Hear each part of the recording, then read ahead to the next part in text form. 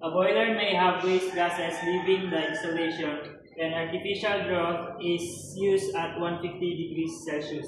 The natural growth chimney is of 60 meters height. The hot gases within chimney are at temperature of 300 degrees C and air requirements is 19 kg per kilogram of fuel burned.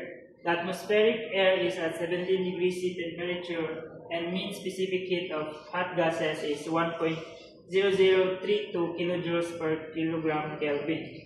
The calorific value of fuel burnt is 32,604 kilojoules per kilogram. Determine the extra heat carried by the flue gas.